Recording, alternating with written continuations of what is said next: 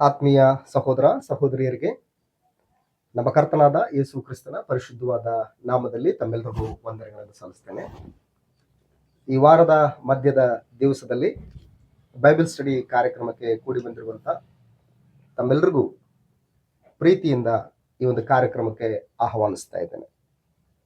ವಿಶೇಷವಾಗಿ ಪರಲೋಕದಲ್ಲಿರುವಂತಹ ಪರಮ ತಂದೆ ನಮ್ಮ ಕರ್ತನಾದ ಯೇಸು ಕ್ರಿಸ್ತನ ಮೂಲಕ ನಮ್ಮನ್ನ ಪ್ರೀತಿಸಿ ಆಯುಷ್ಕಾಲವನ್ನ ಜೀವಿತಿಕ ಭದ್ರತೆಯನ್ನು ಕೊಟ್ಟು ನಿತ್ಯತ್ವವನ್ನ ನಾವೆಲ್ಲರೂ ಸ್ವತಂತ್ರಿಸಿಕೊಳ್ಳಬೇಕು ಎಂಬುದಾಗಿ ನಮ್ಮಗಳನ್ನ ತನ್ನ ಬಲದಿಂದ ಕಾಯುತ್ತಾ ಜೀವಕರವಾದಂತಹ ನಿರೀಕ್ಷೆಯನ್ನ ನಮ್ಮಲ್ಲಿ ಹುಟ್ಟಿಸಿ ಲಯ ಕಳಂಕ ಕ್ಷಯಗಳಿಲ್ಲದ ಬಾಧ್ಯತೆಯನ್ನ ಎದುರು ನೋಡುವವರನ್ನಾಗಿ ನಮ್ಮನ್ನ ಮಾಡಿ ತನ್ನ ಮಗನೂ ನಮ್ಮ ಒಡೆಯನಾದಂತಹ ಯೇಸು ಕ್ರಿಸ್ತನ ಪರಿಪಾಲನೆಯ ಅಡಿಯಲ್ಲಿ ನಮ್ಮನ್ನ ವಿಶೇಷವಾದ ರೀತಿಯಲ್ಲಿ ಮುಂದುವರಿಸುತ್ತಿರುವಂತಹ ಪರಮ ತಂದೆಗೆ ನಮ್ಮ ಕರ್ತನಾದ ಯೇಸು ಕ್ರಿಸ್ತನ ಮೂಲಕ ಕೃತಜ್ಞತಾಸ್ತುತಿ ಸ್ತೋತ್ರಗಳನ್ನ ಸಮರ್ಪಿಸುವವರಾಗಿದ್ದೇವೆ.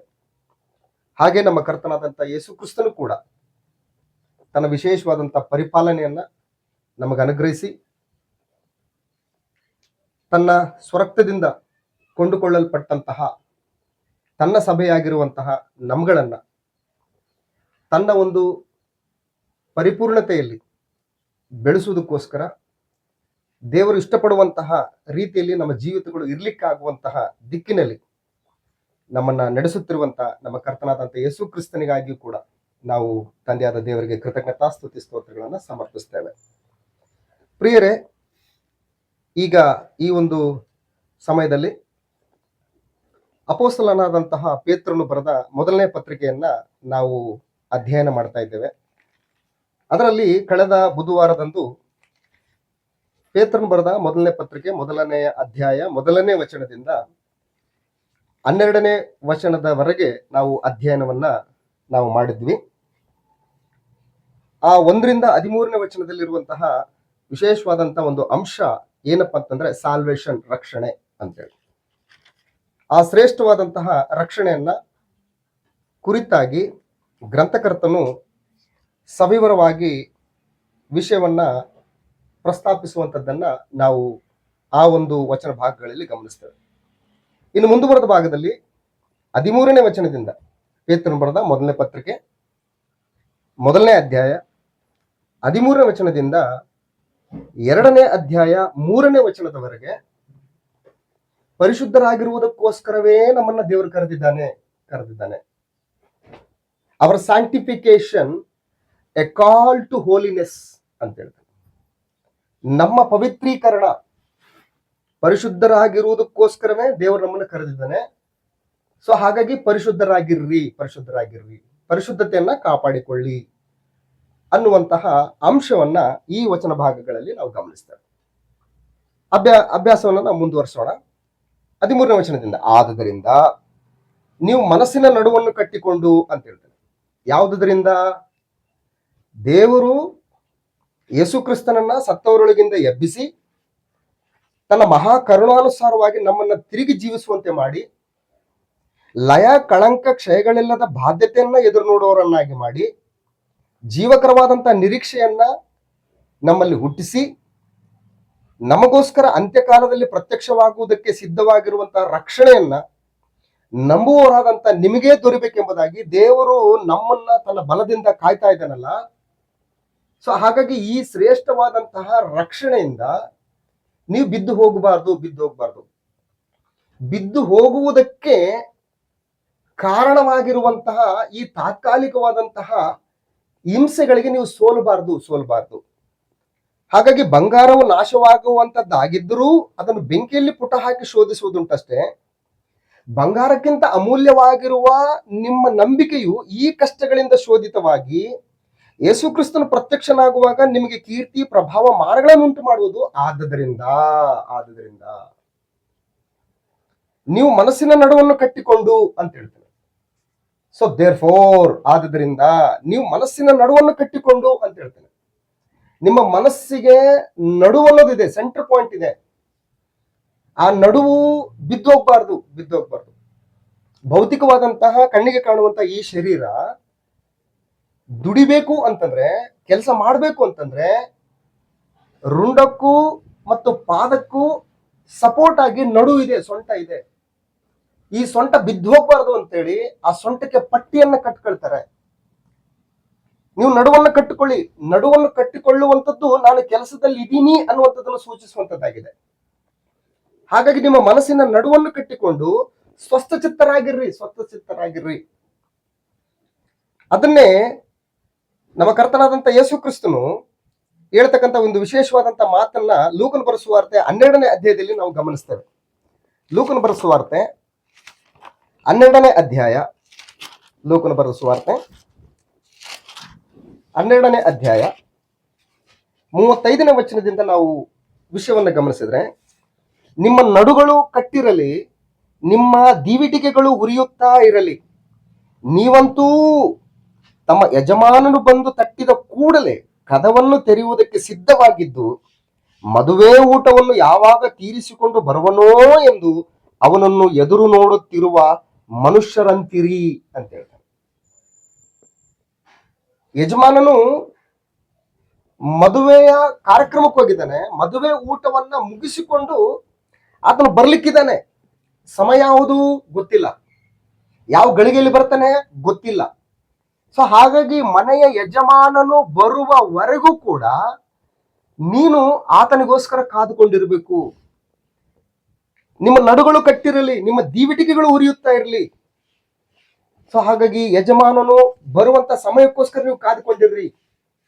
ಅಂತ್ಯಕಾಲದಲ್ಲಿ ನಿಮಗೋಸ್ಕರ ಸಿದ್ಧವಾಗಿರುವಂತಹ ರಕ್ಷಣೆಯನ್ನ ನಂಬುವವರಾದಂತಹ ನಿಮಗೆ ದೊರಿಬೇಕೆಂಬುದಾಗಿ ದೇವರು ತನ್ನ ಬಲದಿಂದ ನಿಮ್ಮನ್ನು ಕಾಯ್ತಾ ಇದ್ದಾನಲ್ಲ. ಆದುದರಿಂದ ನೀವು ಮನಸ್ಸಿನ ನಡುವನ್ನು ಕಟ್ಟಿಕೊಂಡು ಸ್ವಸ್ಥಚಿತ್ತರಾಗಿರ್ರಿ. ನಿದ್ರೆ ಮಾಡಬೇಡಿ. ನಿದ್ರೆ ಮಾಡುವಂತ ಕಾಲ ಎಲ್ಲ ಇದು, ಎಚ್ಚರವಾಗಿರತಕ್ಕಂಥ ಕಾಲ ಇದು. ಯಾವ ರೀತಿ ಬುದ್ಧಿವಂತ ಕನ್ಯೆಯರು ಬುದ್ಧಿ ಇಲ್ಲದ ಕನ್ಯೆಯರ ಉಪಮಾನದಲ್ಲಿ ಬುದ್ಧಿವಂತ ಕನ್ಯೆಯರು ಮದಲಿಂಗನನ್ನು ಎದುರುಗೊಳ್ಳುವುದಕ್ಕೆ ಯಾವ ರೀತಿಯಾದಂತಹ ಒಂದು ಸಿದ್ಧತೆಯನ್ನ ಮಾಡಿಕೊಂಡು ಮದಲಿಂಗನನ್ನ ಅವರು ಆಹ್ವಾನ ಮಾಡಿಕೊಂಡ್ರು, ಅದೇ ರೀತಿಯಲ್ಲಿ ಕ್ರಿಸ್ತನ ಪ್ರತ್ಯಕ್ಷತೆಯಲ್ಲಿ ನಮಗೆ ದೊರಕುವಂತಹ ಆ ನಿತ್ಯವಾದಂತಹ ರಕ್ಷಣೆಯನ್ನ ಹೊಂದಬೇಕು ಅಂತಂದ್ರೆ ನೀವು ಮನಸ್ಸಿನ ನಡುವನ್ನು ಕಟ್ಟಿಕೊಂಡು ಸ್ವಸ್ಥಚಿತ್ತರಾಗಿದ್ದು ಯೇಸು ಕ್ರಿಸ್ತನು ಪ್ರತ್ಯಕ್ಷನಾಗುವಾಗ ನಿಮಗೆ ದೊರಕುವ ಭಾಗ್ಯದ ಮೇಲೆ ನಿಮ್ಮ ನಿರೀಕ್ಷೆಯನ್ನು ಸಂಪೂರ್ಣವಾಗಿಡ್ರಿ. ಇದರಲ್ಲಿ ಯಾವುದೇ ರೀತಿಯಾದಂತ ಡೌಟ್ ಬೇಡ.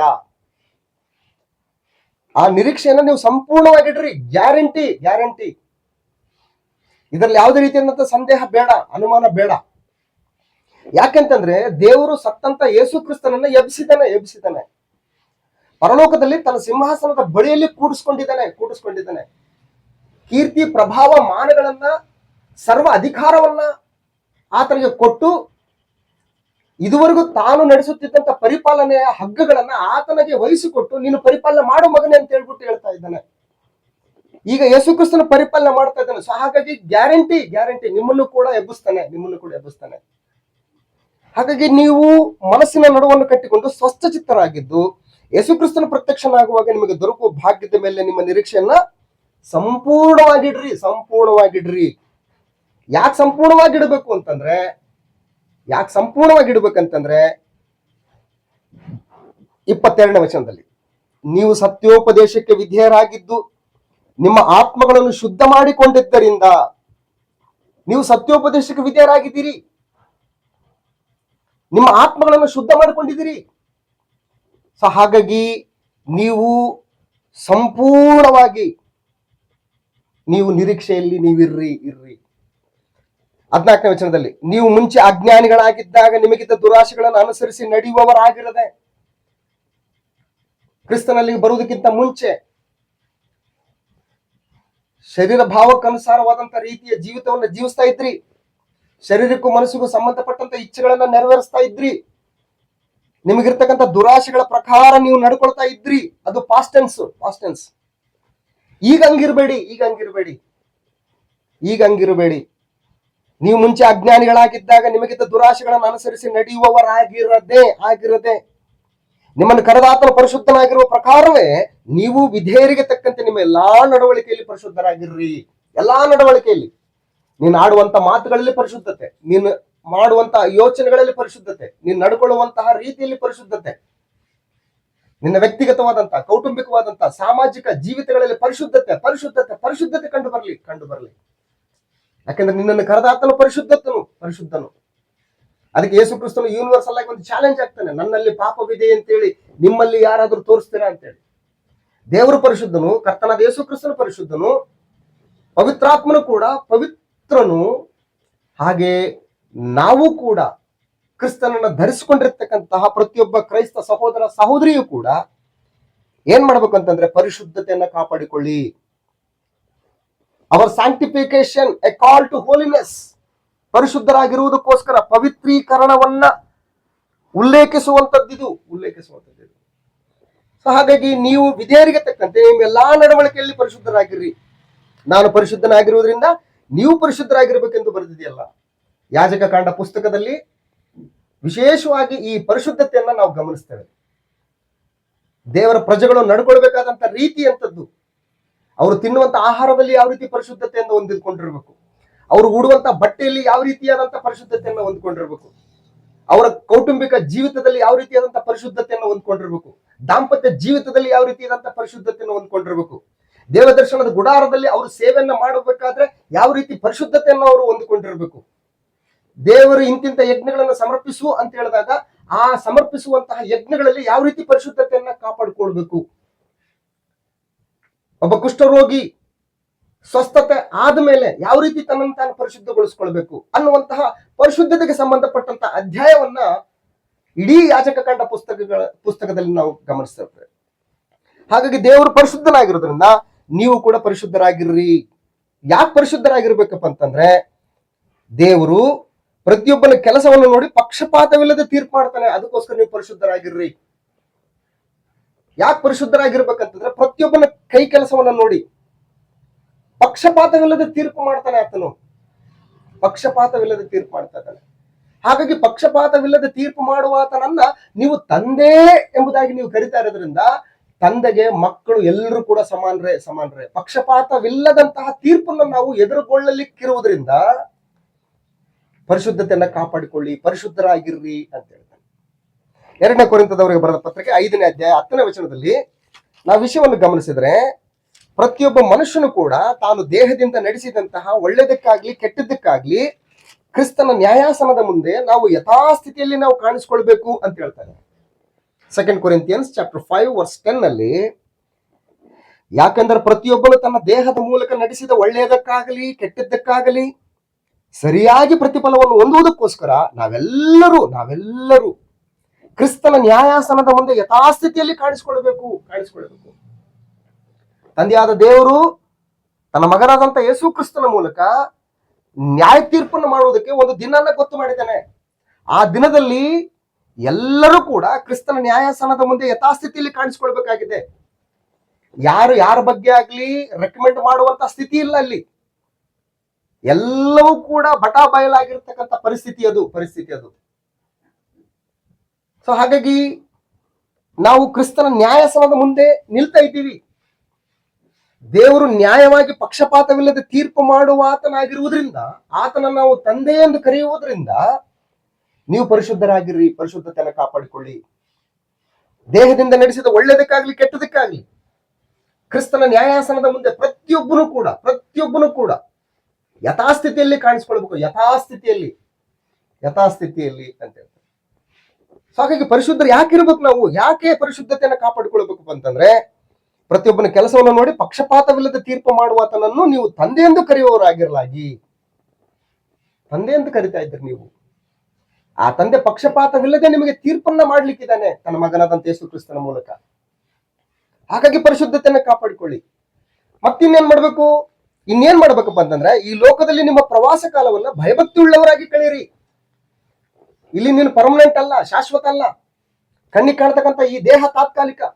ಕಣ್ಣಿಗೆ ಕಾಣತಕ್ಕಂಥ ಎಲ್ಲವೂ ಕೂಡ ತಾತ್ಕಾಲಿಕವಾದದ್ದೇ. ಕಣ್ಣಿಗೆ ಕಾಣಲಾರದೇ ಇರತಕ್ಕಂಥದ್ದು ಅದು ಶಾಶ್ವತ. ಅದು ನಿರಂತರ, ಅದು ನಿತ್ಯವೂ ಇರುವಂತದ್ದಾಗಿರೋದ್ರಿಂದ ಈ ಕಣ್ಣಿಗೆ ಕಾಣುವಂತಹ ತಾತ್ಕಾಲಿಕವಾದಂತಹ ಈ ಬದುಕನ್ನ ನೀನೊಬ್ಬ ಪ್ರವಾಸಿಯಾಗಿ, ಒಬ್ಬ ಟೂರಿಸ್ಟ್ ಆಗಿ ಭಯಭಕ್ತಿಯಿಂದ ನೀನು ಕಳಿ ಅಂತ ಹೇಳ್ತಾನೆ. ಯಾಕೆ ಅಂತಂತಂದ್ರೆ ದೇವರು ಪರಿಶುದ್ಧನಾಗಿದ್ದಾನೆ, ನೀನು ಕೂಡ ಪರಿಶುದ್ಧನಾಗಿರ್ಬೇಕು. ನಂಬುವವರಾದಂತ ನಿಮಗೆ ಆ ರಕ್ಷಣೆಯನ್ನ ದೊರಕಬೇಕಂತೇಳಿ ದೇವರು ನಮ್ಮನ್ನ ತನ್ನ ಬಲದಿಂದ ಕಾಯ್ತಾ ಇದ್ದಾರಲ್ಲ, ಅದಕ್ಕೋಸ್ಕರ ನಾವು ಈ ಲೋಕದಲ್ಲಿ ಪ್ರವಾಸ ಕಾಲವನ್ನ ಭಯಭಕ್ತಿಯಿಂದ ಕಳಿಬೇಕು ಅಂತ ಹೇಳ್ತಾರೆ. ಸೊ ಪ್ರವಾಸಿಗಳೆಂಬ ಭಾವನೆಯಿಂದ ನೀವು ಜೀವಿಸ್ಬೇಕು ಅಂತ ಹೇಳ್ತಾರೆ. ಸೊ ಯಾಕೆ ಪರಿಶುದ್ಧತೆಯನ್ನ ನಾವು ಕಾಪಾಡಿಕೊಳ್ಬೇಕು ಅಂತಂದ್ರೆ 19ನೇ ವಚನದಲ್ಲಿ ಪೂರ್ಣಾಂಗವಾದ ನಿಷ್ಕಳಂಕ ಯಜ್ಞದ ಕುರಿಯ ರಕ್ತದಿಂದಲೋ ಎಂಬಂತೆ ಕ್ರಿಸ್ತನ ಅಮೂಲ್ಯವಾದ ರಕ್ತದಿಂದಲೇ ನಮಗೆ ಬಿಡುಗಡೆ ಆಗಿದ್ದು. ಬೆಳ್ಳಿ ಬಂಗಾರ ಮೊದಲಾದ ನಶಿಸಿ ಹೋಗುವ ವಸ್ತುಗಳಿಂದ ನಿಮಗೆ ಬಿಡುಗಡೆ ಆಗಿಲ್ಲ. ಅಂಧಕಾರದ ದೊರೆತನದಿಂದ ಬಿಡಿಸಿ ತನ್ನ ಪ್ರಿಯ ಕುಮಾರನ ರಾಜ್ಯದೊಳಗೆ ದೇವರು ನಮ್ಮನ್ನು ಸೇರಿಸಿದ್ದಾನೆ. ಸೇರಿಸುವುದಕ್ಕೆ ಮೂಲ ಕಾರಣ ಏನಂತಂದ್ರೆ ನಮಗೋಸ್ಕರ, ನಮ್ಮ ಪಾಪಗಳ ಪರಿಹಾರಕ್ಕೋಸ್ಕರ ಕರ್ತನಾದ ಯೇಸು ಕ್ರಿಸ್ತನು ಕಲ್ವರಿ ಶಿಲುಬೆಯಲ್ಲಿ ಸುರಿಸಿದಂತಹ ಅಮೂಲ್ಯವಾದಂತಹ, ಉತ್ಕೃಷ್ಟವಾದಂತಹ, ವಿಶೇಷವಾದಂತಹ ಪರಿಶುದ್ಧ ರಕ್ತ. ಆ ರಕ್ತದಿಂದ ನಿಮಗೆ ಬಿಡುಗಡೆ ಆಗಿದೆ. ದೇವರು ನಿಮ್ಮನ್ನ ತನ್ನ ಮಗನ ರಕ್ತದ ಮೂಲಕ ನೀತಿವಂತರೆಂಬುದಾಗಿ ನಿರ್ಣಯ ಮಾಡಿದ್ದಾನೆ. ನಿಮ್ಮನ್ನ ತನ್ನ ಮಕ್ಕಳೆಂಬುದಾಗಿ ಸ್ವೀಕಾರ ಮಾಡಿಕೊಂಡಿದ್ದಾನೆ. ತನ್ನ ಪ್ರಜೆಗಳು ಅಂತ ಹೇಳ್ಬಿಟ್ಟು ಅಂಗೀಕರಿಸಿಕೊಂಡಿದ್ದಾನೆ. ಸೊ ಹಾಗಾಗಿ ಪರಿಶುದ್ಧರಾಗಿರ್ರಿ, ಪರಿಶುದ್ಧತೆಯನ್ನು ಕಾಪಾಡಿಕೊಳ್ಳಿ. ಯಾಕಂದ್ರೆ ನಿಮಗೆ ಬಿಡುಗಡೆ ಆದದ್ದು ಬೆಳ್ಳಿ ಬಂಗಾರ ನಶಿಸಿ ಹೋಗುವ ವಸ್ತುಗಳಿಂದಲ್ಲ, ನಿಮ್ಮ ಹಿರಿಯರು ಕಲಿಸಿಕೊಟ್ಟ ವ್ಯರ್ಥವಾದ ನಡವಳಿಕೆಯಿಂದ ನಿಮಗೆ ಬಿಡುಗಡೆ ಆಗಿಲ್ಲ. ಪೂರ್ಣಾಂಗವಾದ ನಿಷ್ಕಳಂಕ ಯಜ್ಞದ ಕುರಿಯ ರಕ್ತದಿಂದಲೋ ಎಂಬಂತೆ ಕ್ರಿಸ್ತನ ಅಮೂಲ್ಯವಾದ ರಕ್ತದಿಂದಲೇ ಎಂದು ಬಲ್ಲಿರಲ್ವೇ? ಅದು ತಾನೇ ಗೊತ್ತದ ನಿಮ್ಗೆ. ಆದ್ರಿಂದ ನಿಮ್ಮ ಪರಿಶುದ್ಧತೆಯನ್ನ ಕಾಪಾಡಿಕೊಳ್ಳಿ. ಆ ಕ್ರಿಸ್ತನು ಮೊನ್ನೆ ಆತನು ಈ ಲೋಕಕ್ಕೆ ಸಡನ್ ಆಗಿ ಬಂದಂತದ್ದಲ್ಲ, ಅನಿರೀಕ್ಷಿತವಾಗಿ ದೇವರು ಏನೋ ಏರ್ಪಾಟ್ ಮಾಡಿದ್ದಲ್ಲ. ಅದು ಕ್ರಿಸ್ತನ ಬರುವಿಕೆ ಅನ್ನುವಂಥದ್ದು ಅನಾದಿ ಕಾಲದಲ್ಲಿ 20ನೇ ವಚನದಲ್ಲಿ ಆತನು ಜಗದುತ್ಪತ್ತಿಗೆ ಮೊದಲೇ ಗೊತ್ತು ಮಾಡಲ್ಪಟ್ಟು ಅಂತ್ಯಕಾಲದಲ್ಲಿ ನಿಮಗಾಗಿ ಪ್ರತ್ಯಕ್ಷನಾಗಿದ್ದಾನೆ. ಜಗದುತ್ಪತ್ತಿಗೆ ಮೊದಲೇ ಗೊತ್ತು ಮಾಡಲ್ಪಟ್ಟಿದ್ದಾನೆ ಯೇಸು ಕ್ರಿಸ್ತನು. ಯಾರಿಗೋಸ್ಕರ? ಸಕಲ ಮಾನವರ ಪಾಪಗಳ ನಿವಾರಣೆಗೋಸ್ಕರ. ಪ್ರಕಟಣೆ ಗ್ರಂಥ 13ನೇ ಅಧ್ಯಾಯದಲ್ಲಿ ಈ ವಿಷಯವನ್ನು ನಾವು ಗಮನಿಸ್ತೇವೆ. ಪ್ರಕಟಣೆ ಗ್ರಂಥ 13ನೇ ಅಧ್ಯಾಯ 8ನೇ ವಚನದಲ್ಲಿ ಜಗದುತ್ಪತ್ತಿಗೆ ಮೊದಲೇ ಕೊಯ್ಯಲ್ಪಟ್ಟ ಕುರಿಯಾಗಿರುವ ಆತನ ಬಳಿಯಲ್ಲಿ ಅಂತ ಹೇಳ್ತಾನೆ. ಜಗದುತ್ಪತ್ತಿಗೆ ಮೊದಲೇ ಕೊಯ್ಯಲ್ಪಟ್ಟ ಕುರಿಯಾದ ಆತನ ಬಳಿಯಲ್ಲಿ. ಆದ್ರೆ ಕರ್ತನಾದಂತಹ ಯೇಸು ಕ್ರಿಸ್ತನು ದೇವರ ಸಂಕಲ್ಪದಲ್ಲಿ, ದೇವರ ಆಲೋಚನೆಯಲ್ಲಿ ಸಕಲ ಮಾನವರ ಪಾಪಗಳ ಪರಿಹಾರಕ್ಕೋಸ್ಕರ ಆತನು ಕೊಯ್ಯಲ್ಪಟ್ಟಿದ್ದಾನೆ ಜಗದುತ್ಪತ್ತಿಗೆ ಮೊದಲೇ ಅಂತ ಹೇಳ್ತಾರೆ. ಹಾಗಾಗಿ ನಿಮಗೆ ಬಿಡುಗಡೆ ಆಗಿದ್ದು ಬೆಳ್ಳಿ ಬಂಗಾರ ಮೊದಲಾದ ನಶಿಸುವ ವಸ್ತುಗಳಿಂದಲ್ಲ, ಪೂರ್ಣಾಂಗವಾದ ನಿಷ್ಕಳಂಕ ಯಜ್ಞದ ಕುರಿಯ ರಕ್ತದಿಂದ ಆಗಿದ್ದೀರಿ ನೀವು ಬಿಡುಗಡೆ. ಹಾಗಾಗಿ ನೀವು ನಿಮ್ಮ ಪ್ರವಾಸ ಕಾಲವನ್ನ ಭಯಭಕ್ತಿಯಿಂದ ಕಳೀರಿ. ಪಕ್ಷಪಾತವಿಲ್ಲದೆ ತೀರ್ಪು ಮಾಡುವ ಆತನನ್ನ ನೀವು ತಂದೆ ಎಂದು ಕರೆಯುತ್ತಿರೋದ್ರಿಂದ ಪರಿಶುದ್ಧತೆಯನ್ನ ಕಾಪಾಡಿಕೊಳ್ಳಿರಿ. ಪರಿಶುದ್ಧರಾಗಿರುವುದಕ್ಕೋಸ್ಕರವೇ ನೀವು ಕರೆಯಲ್ಪಟ್ಟಿದ್ದೀರಿ. ಸೊ ಹಾಗಾಗಿ 21ನೇ ವಚನದಲ್ಲಿ ಯಾಕೆ ಪರಿಶುದ್ಧರಾಗಿರ್ಬೇಕು ನಾವು ಅಂತಂದ್ರೆ, ಆತನನ್ನು ಸತ್ತವರೊಳಗಿಂದ ಎಬ್ಬಿಸಿ ಆತನಿಗೆ ಪ್ರಭಾವವನ್ನು ಕೊಟ್ಟ ದೇವರಲ್ಲಿ ಕರ್ತನಾದ ಯೇಸು ಕ್ರಿಸ್ತನು ಸಕಲ ಮಾನವರ ಪಾಪಗಳ ನಿವಾರಣೆಗೋಸ್ಕರ ಆತನು ಸತ್ತು ಹೂಳಲ್ಪಟ್ಟು ತಂದೆಯಾದ ದೇವರಿಂದ ಆತನು ಎಬ್ಬಿಸಲ್ಪಟ್ಟಿರೋದ್ರಿಂದ ನಾವು ಕೂಡ ಎದ್ದು ಬರ್ತೀವಿ. ಇದರಲ್ಲಿ ಯಾವುದೇ ರೀತಿಯಾದಂತ ಡೌಟ್ ಬೇಡ. ಮೊದಲನೇ ಶತಮಾನದಲ್ಲಿ ಅಪೋಸ್ತಲರು ಸರ್ವಲೋಕಕ್ಕೂ ಸಾರಿದಂತ ಸುವಾರ್ತೆ ಇದು. ಮನುಷ್ಯನಿಗೆ ಅಂತ್ಯ ಅನ್ನುವಂಥದ್ದಿಲ್ಲ, ಈ ದೇಹಕ್ಕೆ ಕೊನೆ ಇದೆ, ಆದ್ರೆ ಆತ್ಮಕ್ಕೆ ಸಾವಿಲ್ಲದಂತ ಆತ್ಮ, ನಿತ್ಯ ನಿರಂತರವಾಗಿ ಜೀವಿಸುವಂತ ಆತ್ಮ, ಇದು ದೇವರ ಬಳಿಯಲ್ಲೇ ಜೀವಿಸಬೇಕು. ದೇವರಿಂದ ಬಂದಂತ ಈ ಆತ್ಮ ಪರಿಶುದ್ಧತೆಯನ್ನು ಕಾಪಾಡಿಕೊಂಡು ನಿತ್ಯ ನಿರಂತರವಾಗಿ ದೇವರ ಬಳಿಯಲ್ಲೇ ವಾಸ ಮಾಡಬೇಕು ಅನ್ನುವಂತಹ ಶುಭ ವರ್ತಮಾನವನ್ನ ತನ್ನ ಮಗನಾದಂತ ಯೇಸು ಕ್ರಿಸ್ತನ ಮೂಲಕ, ಆತನ ಸುವಾರ್ತೆಯ ಮೂಲಕ ಪ್ರತಿಯೊಬ್ಬರನ್ನು ಇವತ್ತು ಕರೀತಾ ಇದ್ದಾನೆ ದೇವರು. ಬನ್ನಿ ನನ್ನ ಮಕ್ಕಳಾಗಿ ಪರಿಶುದ್ಧರಾಗಿ ನೀತಿವಂತರಾಗಿರ್ರಿ ಅಂತೇಳಿ. ಸೊ ಹಾಗಾಗಿ ಆತನನ್ನು ಸತ್ತವರೊಳಗಿಂದ ಎಬ್ಬಿಸಿ ಆತನಿಗೆ ಪ್ರಭಾವವನ್ನು ಕೊಟ್ಟ ದೇವರಲ್ಲಿ ನೀವು ಆತನ ಮೂಲಕ ನಂಬಿಕೆ ಇಟ್ಟವರಾದಿರಷ್ಟೇ. ಯೇಸು ಕ್ರಿಸ್ತನ ಮೂಲಕ ತಂದೆ ದೇವರೆಲ್ಲ ನಾವು ನಂಬಿಕೆ ಇಟ್ಟಿದ್ದೀವಿ. ನಮ್ಮ ಕರ್ತನಾದ ಯೇಸು ಕ್ರಿಸ್ತನನ್ನ ದೇವರು ಎಬ್ಬಿಸಿದ್ದಾನೆ, ನಮ್ಮನ್ನು ಕೂಡ ಎಬ್ಬಿಸ್ತಾನೆ ಅನ್ನುವಂತ ನಂಬಿಕೆ ನಮ್ಮ ಕರ್ತನಾದ ಯೇಸು ಕ್ರಿಸ್ತನ ಮೂಲಕ ದೇವರ ಮೇಲೆ ಬಂದಿದೆ ನಮಗೆ ನಂಬಿಕೆ. ಹಾಗಾಗಿ ಪರಿಶುದ್ಧರಾಗಿರ್ರಿ. 22ನೇ ವಚನ, ನೀವು ಸತ್ಯೋಪದೇಶಕ್ಕೆ ವಿಧೇಯರಾಗಿದ್ದು ನಿಮ್ಮ ಆತ್ಮಗಳನ್ನು ಶುದ್ಧ ಮಾಡಿಕೊಂಡಿದ್ದರಿಂದ. ಸತ್ಯೋಪದೇಶಕ್ಕೆ ವಿಧೇಯರಾಗಿ ನಿಮ್ಮ ಆತ್ಮಗಳನ್ನು ಶುದ್ಧ ಮಾಡಿಕೊಂಡಿದ್ದೀರಿ. ನಿಮ್ಮ ಆತ್ಮ ನಿಷ್ಕಳಂಕವಾಗಿದೆ, ಯಾವುದೇ ರೀತಿಯಾದಂತ ಕಳಂಕ ಇಲ್ಲ, ಸುಕ್ಕು ಇಲ್ಲ. ದೇವರು ಯಾವ ರೀತಿ ಪರಿಶುದ್ಧನಾಗಿದ್ದನೋ ನೀವು ಕೂಡ ಆತನ ಉಪದೇಶವನ್ನ ಕೇಳಿ ನೀವು ಏನಾಗಿದ್ದೀರಿ ಅಂತಂದ್ರೆ ನಿಮ್ಮ ಆತ್ಮಗಳನ್ನು ಶುದ್ಧ ಮಾಡಿಕೊಂಡಿದ್ದೀರಿ. ಆದ್ರಿಂದ ಏನ್ ಮಾಡ್ಬೇಕು ನೀವು? ನಿಷ್ಕಪಟವಾದ ಸಹೋದರ ಸ್ನೇಹ ಉಳ್ಳವರಾಗಿರತಕ್ಕದ್ದು. ಒಬ್ರನ್ನೊಬ್ರು ನೀವು ಹೆಂಗ್ ಪ್ರೀತಿ ಮಾಡ್ಬೇಕಂತಂದ್ರೆ ಯಾವುದೇ ಕಪಟವಿಲ್ಲದೆ, ಯಾವುದೇ ಫಲಾಪೇಕ್ಷೆ ಇಲ್ಲದೆ, ದೇವರು ತನ್ನ ಮಗನಾದಂತ ಯೇಸು ಕ್ರಿಸ್ತನ ಮೂಲಕ ನಿಮ್ಮನ್ನ ಹೇಗೆ ಪ್ರೀತಿ ಮಾಡಿದನೋ ಅದೇ ರೀತಿ ನೀವು ನಿಷ್ಕಪಟವಾದ ಸಹೋದರ ಸ್ನೇಹ ಉಳ್ಳವರಾಗಿರತಕ್ಕದ್ದು ಅಂತ ಹೇಳ್ತಾನೆ. ಇದು ಪರಿಶುದ್ಧತೆ ಒಂದು ಭಾಗ. ನಿನ್ನ ಸಹೋದರನನ್ನು ನಿನ್ನಂತೆ ನೀನು ಪ್ರೀತಿಸು ಅಂತ ಹೇಳ್ತಾನೆ. ಸಹೋದರಗೋಸ್ಕರ ನಾವು ಪ್ರಾಣ ಕೊಡುವಷ್ಟರ ಮಟ್ಟಿಗೂ ಕೂಡ ನಾವು ಮುಂದಾಗಬೇಕು ಅಂತ ಹೇಳ್ಬಿಟ್ಟು ಹೇಳ್ತಾ ಇದ್ದಾನೆ. ಯೋಹಾನ್ ಬರೆದ ಮೊದಲನೇ ಪತ್ರಿಕೆ 3ನೇ ಅಧ್ಯಾಯದಲ್ಲಿ ಈ ವಿಷಯವನ್ನ ನಾವು ಗಮನಿಸ್ತೇವೆ. ಯೋಹಾನ್ ಬರೆದ ಮೊದಲನೇ ಪತ್ರಿಕೆ 3ನೇ ಅಧ್ಯಾಯ 16ನೇ ವಚನದಿಂದ, ಕ್ರಿಸ್ತನು ನಮಗೋಸ್ಕರ ತನ್ನ ಪ್ರಾಣವನ್ನು ಕೊಟ್ಟದ್ದರಲ್ಲಿಯೇ ಪ್ರೀತಿ ಇಂಥದ್ದೆಂದು ನಮಗೆ ತಿಳಿದು ಬಂದಿದೆ. ನಾವು ಸಹ ಸಹೋದರರಿಗೋಸ್ಕರ ನಮ್ಮ ಪ್ರಾಣವನ್ನು ಕೊಡುವ ಹಂಗಿನಲ್ಲಿದ್ದೇವೆ. ಈ ಲೋಕದ ಸಂಪತ್ತುಳ್ಳ ಯಾವನಾದರೂ ಕೊರತೆಯಲ್ಲಿ ಬಿದ್ದಿರುವ ತನ್ನ ಸಹೋದರನನ್ನು ನೋಡಿ ಕರುಣಿಸದೇ ಬಿಟ್ಟರೆ ದೇವರ ಪ್ರೀತಿಯು ಅವನಲ್ಲಿ ನೆಲೆಗೊಂಡಿರುವುದುಂಟೇ? ಪ್ರಿಯರಾದ ಮಕ್ಕಳೇ, ನಾವು ಬರೀ ಮಾತಿನಿಂದಾಗಲಿ ಬಾಯುಪಚಾರದಿಂದಾಗಲಿ ಪ್ರೀತಿಸುವವರಾಗಿರಬಾರದು. ನಿಮ್ಮ ಪ್ರೀತಿಯು ಕೃತ್ಯದಲ್ಲಿಯೂ ಸತ್ಯದಲ್ಲಿಯೂ ತೋರಬೇಕು ಅಂತ ಹೇಳ್ತಾರೆ. ಹಾಗಾಗಿ ಪರಿಶುದ್ಧರಾಗಿರ್ರಿ. ಅದರಲ್ಲಿ ಒಂದು ಭಾಗ ನಿಷ್ಕಪಟವಾದ ಸಹೋದರ ಸ್ನೇಹ ಉಳ್ಳವರಾಗಿರ್ರಿ. ಹೀಗಿರಲಾಗಿ ಒಬ್ಬರನ್ನೊಬ್ಬರು ಹೃದಯಪೂರ್ವಕವಾಗಿ ನೀವು ಯಥಾರ್ಥವಾಗಿ ಪ್ರೀತಿಸಿ. ಯಥಾರ್ಥವಾಗಿ ಪ್ರೀತಿಸಿ. ನಿನ್ನಂತೆ ನಿನ್ನ ಸಹೋದರನನ್ನು ಪ್ರೀತಿಸಿ ಅಂತ ಹೇಳ್ತಾರೆ. ಹಾಗಾಗಿ ಇದು ಪರಿಶುದ್ಧತೆ. ದೇವರು ನಮ್ಮನ್ನು ಪ್ರೀತಿ ಮಾಡಿದ್ದಾನೆ, ಯಾವುದೇ ಕಂಡೀಷನ್ ಇಲ್ದೇನೆ. ನಮ್ಗೆಲ್ರಿಗೂ ಕೂಡ ಚಿರಪರಿಚಿತವಾಗಿರ್ತಕ್ಕಂಥ ವಾಕ್ಯ ಭಾಗ ಯೋಹಾನ್ ಬರೆಸುವಾರ್ತೆ 3ನೇ ಅಧ್ಯಾಯ 16ನೇ ವಚನದಲ್ಲಿ, ದೇವರು ಲೋಕದ ಮೇಲೆ ಎಷ್ಟೋ ಪ್ರೀತಿಯನ್ನಿಟ್ಟು, ಎಷ್ಟೋ ಅನ್ನೋದಕ್ಕೆ there is no full stop. ಅದಕ್ಕೆ ಯಾವುದೇ ರೀತಿಯಂತ ಪೂರ್ಣ ವಿರಾಮ ಇಲ್ಲದಂತಹ ಪ್ರೀತಿ ಅದು. ವಿಶಾಲವಾದಂತಹ ಪ್ರೀತಿ ಅದು. ಎಷ್ಟೋ ಪ್ರೀತಿಯನ್ನಿಟ್ಟು ಅಂತ ಹೇಳ್ತಾರೆ. ಸೊ ಹಾಗಾಗಿ ಅಂತಹ ಪ್ರೀತಿಯನ್ನ ಇವತ್ತು ನಾವು ಅನುಭವಿಸಿದ್ದೀವಿ. ಸತ್ಯೋಪದೇಶಕ್ಕೆ ವಿಧೇಯರಾಗಿ ನಿಮ್ಮ ಆತ್ಮಗಳನ್ನು ಶುದ್ಧ ಮಾಡಿಕೊಂಡಿದ್ರಿಂದ ನಿನ್ನಂತೆ ನಿನ್ನ ಸಹೋದರನನ್ನ ನೀನು ಪ್ರೀತಿಸು. ಯಥಾರ್ಥವಾಗಿ ಹೃದಯಪೂರ್ವಕವಾಗಿ ಪ್ರೀತಿಸು. ಯಾಕೆ ಪ್ರೀತಿಸ್ಬೇಕು ಅಂತಂದ್ರೆ ನೀವು ಪುನರ್ಜನ್ಮವನ್ನು ಹೊಂದಿದವರಾಗಿದ್ದೀರಲ್ಲ. ನ್ಯೂ ಕ್ರಿಯೇಷನ್, ನೂತನ ಸೃಷ್ಟಿಯಾಗಿದ್ದೀರಿ ನೀವು. ಒಬ್ಬನ ನೀರಿನಿಂದಲೂ ಆತ್ಮನಿಂದಲೂ ಹೊಸದಾಗಿ ಹುಟ್ಟದಿದ್ದರೆ ಅವನು ದೇವರ ರಾಜ್ಯವನ್ನು ಕಾಣಲಾರನು, ದೇವರ ರಾಜ್ಯವನ್ನು ಸೇರಲಾರನು ಅಂತ ಹೇಳ್ತಾ ಇದ್ದಾನೆ ಯೋಹಾನ್ ಬರೆಸುವಾರ್ತೆ 3ನೇ ಅಧ್ಯಾಯದಲ್ಲಿ ನಿಕೋದೇಮನಿಗೆ ಕರ್ತನಾದಂತ ಯೇಸು ಕ್ರಿಸ್ತನು. ಹಾಗಾಗಿ ನೂತನ ಜನ್ಮ, ಪುನರ್ಜನ್ಮವನ್ನು ಸೂಚಿಸುವಂತಹ ನಾವು ದೀಕ್ಷಾ ಸ್ನಾನವನ್ನ ಮಾಡಿಕೊಂಡು ನಾವು ನೂತನ ಸೃಷ್ಟಿಯಾಗಿರುವುದರಿಂದ, ನಾವು ಪರಿಶುದ್ಧರಾಗಿರುವುದರಿಂದ ನೀವು ನಿಷ್ಕಪಟವಾದ ಸಹೋದರ ಸ್ನೇಹ ಉಳ್ಳವರಾಗಿರತಕ್ಕದ್ದು ಅಂತ ಹೇಳ್ತಾರೆ. ಈ ನೂತನ ಜನ್ಮ ಅನ್ನುವಂಥದ್ದು ನಾಶವಾಗುವ ಬೀಜದಿಂದ ಉಂಟಾದದ್ದಲ್ಲ, ನಾಶವಾಗುವಂತ ಬೀಜದಿಂದ ಉಂಟಾದದ್ದಲ್ಲ, ನಾಶವಾಗದೇ ಇರುವ ಬೀಜದಿಂದ ಉಂಟಾದದ್ದು. ಆ ಬೀಜ ಯಾವುದಂತಂದ್ರೆ ದೇವರ ಸದಾ ಜೀವವುಳ್ಳವಂತ ವಾಕ್ಯ. ಅದು ನಾಶವಾಗುವಂತ ಬೀಜ ಅಲ್ಲದು, ದೇವರ ಸದಾ ಜೀವವುಳ್ಳಂತಹ ವಾಕ್ಯ. ಅದಕ್ಕೆ ಯೋಹಾನ್ ಬರೆಸುವಾರ್ತೆ 1ನೇ ಅಧ್ಯಾಯದಲ್ಲಿ ನಾವು ವಿಷಯವನ್ನು ಗಮನಿಸಿದ್ರೆ, ಇವರು ಕಾಮದಿಂದಾಗಲಿ ಪುರುಷ ಸಂಕಲ್ಪದಿಂದಾಗಲಿ ಹುಟ್ಟಿದವರಲ್ಲ, ಇವರು ದೇವರಿಂದಲೇ ಹುಟ್ಟಿದವರು ಅಂತ ಹೇಳ್ತಾರೆ. ಯೋಹಾನ್ ಬರೆಸುವಾರ್ತೆ 1ನೇ ಅಧ್ಯಾಯ 12ರಿಂದ ಕೆಲವೊಂದು ವಚನಗಳನ್ನ ನಾವು ಗಮನಿಸಿದ್ರೆ, ಇವರು ರಕ್ತ ಸಂಬಂಧದಿಂದಾಗಲಿ 13ನೇ ವಚನ, ಇವರು ರಕ್ತ ಸಂಬಂಧದಿಂದಾಗಲಿ ಕಾಮದಿಂದಾಗಲಿ ಪುರುಷ ಸಂಕಲ್ಪದಿಂದಾಗಲಿ ಹುಟ್ಟಿದವರಲ್ಲ, ದೇವರಿಂದಲೇ ಹುಟ್ಟಿದವರು ಅಂತ ಹೇಳ್ತಾರೆ.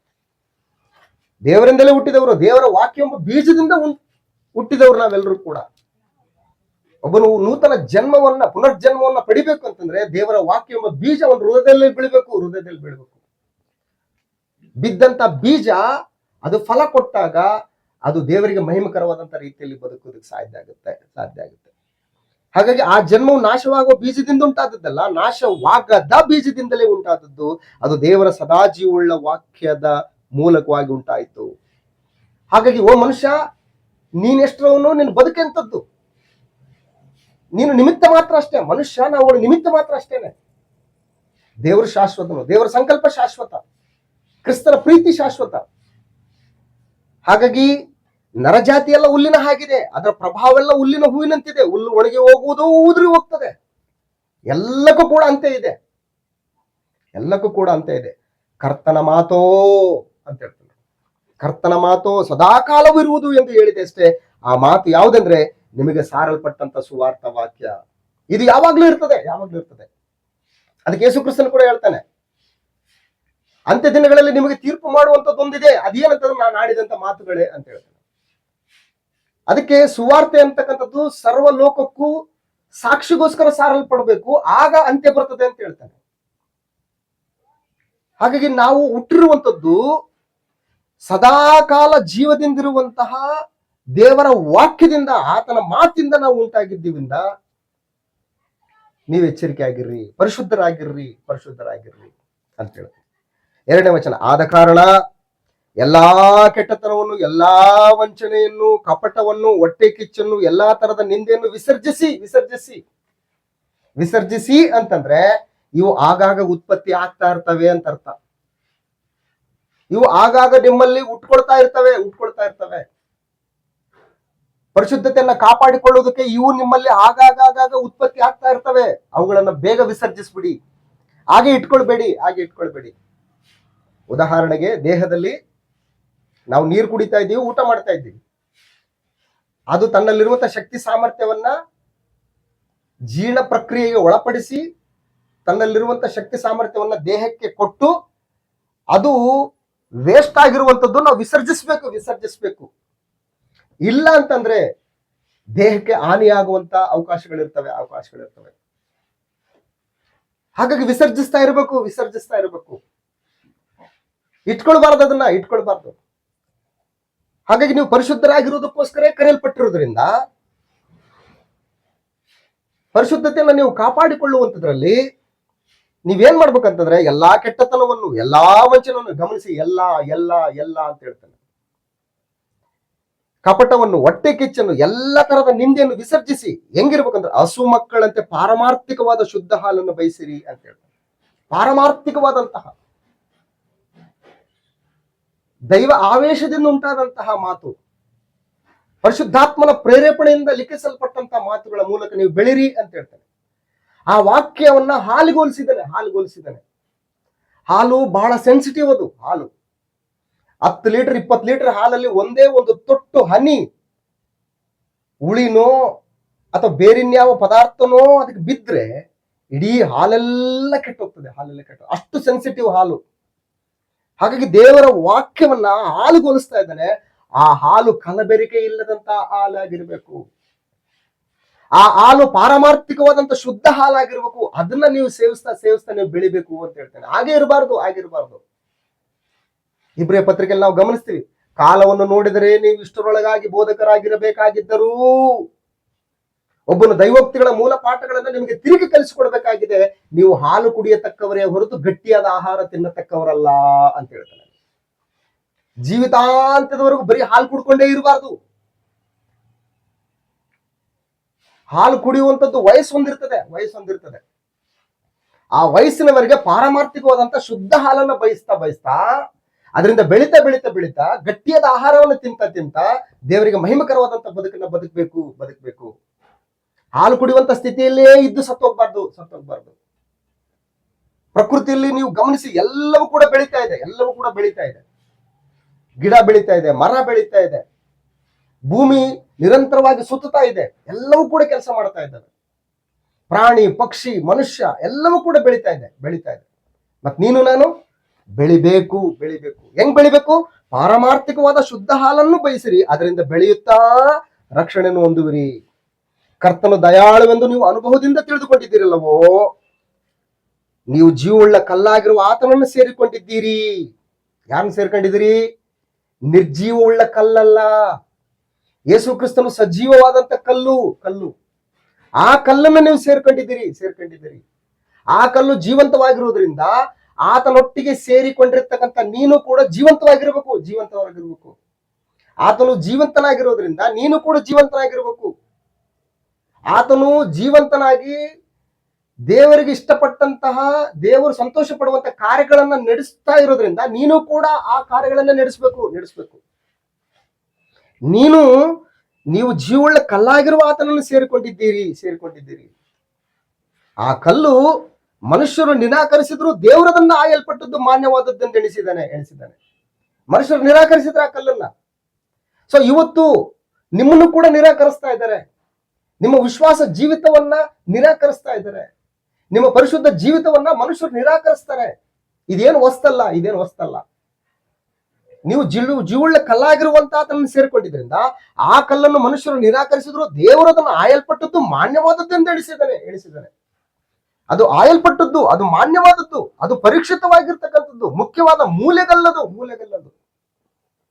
ಕೀರ್ತನೆಗಳ ಗ್ರಂಥ 118ನೇ ಕೀರ್ತನೆಯಲ್ಲಿ ವಿಷಯವನ್ನು ನಾವು ಗಮನಿಸ್ತೇವೆ. ಕೀರ್ತನೆಗಳ ಗ್ರಂಥ 118ನೇ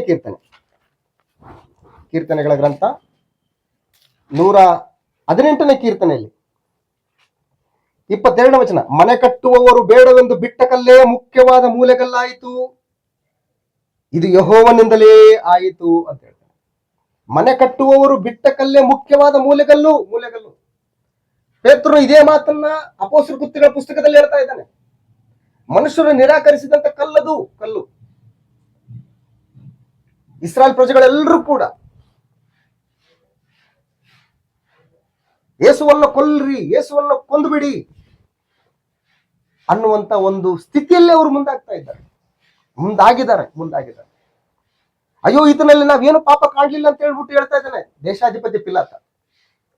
ಅಯ್ಯೋ, ಅದು ಏನಾಗಿರ್ಲಿ, ಅದು ಏನಾಗುತ್ತಾ ಆಗ್ಲಿ, ಆ ಪಾಪ ನಮ್ಮ ಮೇಲೆ, ನಮ್ಮ ಮಕ್ಕಳ ಮೇಲೆ ಬರಲಿ ಅಂತ ಹೇಳ್ತಾ ಇದ್ದಾರೆ. ನಿರಾಕರಿಸಿದಂತ ಕಲ್ಲದು. ಸೊ ಇಂಥ ಕಲ್ಲನ್ನ ದೇವರು ಮಾನ್ಯವಾದದಿಂದ ಎಣಿಸಿದ್ದಾನೆ. ಇವತ್ತು ನಾವು ಸಂಖ್ಯೆಯಲ್ಲಿ ಕಡಿಮೆ ಇರಬಹುದು, ದೇವರು ಮಾನ್ಯವಾದದ್ದನ್ನು ಎಣಿಸ್ತಾನೆ. ಅದಕ್ಕೆ ಓ ಚಿಕ್ಕ ಹಿಂಡೆ ನೀನು ಎದುರಬೇಡ ಅಂತ ಹೇಳ್ತಾನೆ. ಚಿಕ್ಕ ಹಿಂಡೆ ಎದುರಬೇಡ, ನೀನು ದೇವರ ವಾಕ್ಯಕ್ಕನುಸಾರವಾಗಿ ಜೀವಿಸ್ತಾ ಇದ್ದಿ, ಪರಿಶುದ್ಧತೆಯನ್ನು ಕಾಪಾಡ್ಕೊಂಡು ಹೋಗ್ತಾ ಇದ್ದಿ. ಮನುಷ್ಯರು ನಿನ್ನನ್ನು ತಿರಸ್ಕರಿಸಿರಬಹುದು, ಮನುಷ್ಯರು ನಿನ್ನನ್ನು ನಿರಾಕರಿಸಿರಬಹುದು, ಆದ್ರೆ ನಾನು ನಿನ್ನನ್ನು ಆಯಲ್ಪಟ್ಟಿದ್ದೀನಿ, ನಿನ್ನನ್ನು ಮಾನ್ಯವಾದದ್ದು ಎಣಿಸ್ತೀನಿ ಅಂತ ಹೇಳ್ಬಿಟ್ಟು ದೇವರು ತನ್ನ ಮಗನ ವಿಷಯದಲ್ಲಿ, ತನ್ನ ಮಗನ ಸಭೆ ವಿಷಯದಲ್ಲಿ ಆತನು ಬಹಳ ಹೆಮ್ಮೆಯಿಂದ ಹೇಳ್ಕೊಳ್ತಾ ಇದ್ದಾನೆ. ವಿಷಯವನ್ನು ನಾವು ಗಮನಿಸ್ತಾ ಮುಂದಕ್ಕೆ ಸಾಗಿದ್ರೆ, ಯೆಶಾಯನ ಬರೆದ ಪ್ರವಾದನೆ ಗ್ರಂಥದಲ್ಲಿ ನಾವು ಗಮನಿಸ್ತೇವೆ, ಈಗ ಪರೀಕ್ಷಿತವಾಗಿಯೂ ಮಾನ್ಯವಾಗಿಯೂ ಇರುವ ಮೂಲೆಗಲ್ಲನ್ನ ಚೀಯೋನಿನಲ್ಲಿ ಇಡ್ತೀನಿ ಅಂತ ಹೇಳ್ತೇನೆ. ಪರೀಕ್ಷಿತವಾಗಿಯೂ ಮಾನ್ಯವಾಗಿಯೂ ಜೀವಂತವಾಗಿರುವಂತ ಕಲ್ಲದು. ಅಂತ ಕಲ್ಲನ್ನು ನೀನು ಸೇರ್ಕೊಂಡಿದ್ದೀನಿ. ನೀನ್ ಹೆಂಗಿರ್ಬೇಕು ಇವಾಗ? ನೀನ್ ನಿರ್ಜೀವವಾಗಿರುತ್ತಾ? ಅದು ಸಜೀವ ಕಲ್ಲು. ಮತ್ ನೀನು ಜೀವಂತ ಕಲ್ಲಾಗಿರ್ಬೇಕು. ನೀವು 5ನೇ ವಚನ, ನೀವು ಸಹ ಜೀವವುಳ್ಳ ಕಲ್ಲುಗಳಾಗಿದ್ದು ಆತ್ಮ ಸಂಬಂಧವಾದ ಮಂದಿರವಾಗಲಿಕ್ಕೆ ಕಟ್ಟಲ್ಪಡ್ತಾ ಇದ್ದೀರಿ. ಒಂದು ವಿಷಯ ಗಮನಿಸಿಲ್ಲಿ, ಕಟ್ಟಡ ಇನ್ನೂ ಸಂಪೂರ್ಣ ಆಗಿಲ್ಲ. It is in process. ಇನ್ನೂ ಕಟ್ಟಲ್ಪಡ್ತಾ ಇದೆ. ಆ ಕಟ್ಟಡದಲ್ಲಿ ಜೀವವುಳ್ಳ ಕಲ್ಲನ್ನ ನೀನು ಸೇರ್ಕೊಂಡಿದ್ದೀನಿ. ನೀನು ಕ್ರಿಸ್ತನ ಕಲ್ಲಿಗೆ ನೀನು ಅಂಟ್ಕೊಂಡಿದ್ದೀನಿ. ನೀನು ಆತನಲ್ಲಿರುವಂತ ಸ್ವಭಾವ, ಆತನಲ್ಲಿರುವಂತ ಪರಿಶುದ್ಧತೆ, ಆತನಲ್ಲಿ ದೇವರ ಚಿತ್ತವನ್ನ ನೆರವೇರಿಸುವುದಕ್ಕಿರುವಂತಹ ಆಸಕ್ತಿ ನಿನ್ನಲ್ಲೂ ಇರಬೇಕು ಅಂತ ಹೇಳಿ, ಜೀವವುಳ್ಳ ಕಲ್ಲಾಗಿರುವ ಆತನನ್ನು ಸೇರಿಕೊಂಡಿರೋದ್ರಿಂದ ನೀವು ಆತ್ಮ ಸಂಬಂಧವಾದ ಮಂದಿರವಾಗಲಿಕ್ಕೆ ಕಟ್ಟಲ್ಪಡ್ತಾ ಇದ್ದೀರಿ. ಮತ್ತು ಯೇಸು ಕ್ರಿಸ್ತನ ಮೂಲಕ ದೇವರಿಗೆ ಸಮರ್ಪಕವಾದ ಆತ್ಮೀಯ ಯಜ್ಞಗಳನ್ನು ಸಮರ್ಪಿಸುವುದಕ್ಕೆ ಪವಿತ್ರ ಯಾಜಕ ವರ್ಗದವರಾಗಿದ್ದೀರಿ ಅಂತ ಹೇಳ್ತಾರೆ.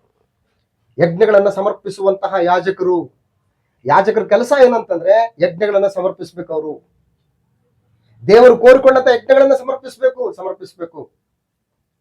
ಒಂದಾನೊಂದು ಕಾಲದಲ್ಲಿ ಆರೋನನ ಮಕ್ಕಳಾಗಿರ್ತಕ್ಕಂಥ ನಾದಾಬು, ಅಬಿಹೋರು ದೇವರು ಆಜ್ಞಾಪಿಸದೇ ಇರುವಂತಹ ಬೆಂಕಿಯನ್ನು ತೆಗೆದುಕೊಂಡು ಅವರು ಧೂಪನ್ನು ಹಾಕಕ್ಕೆ ಹೋಗ್ತಾ ಇದ್ದಾರೆ.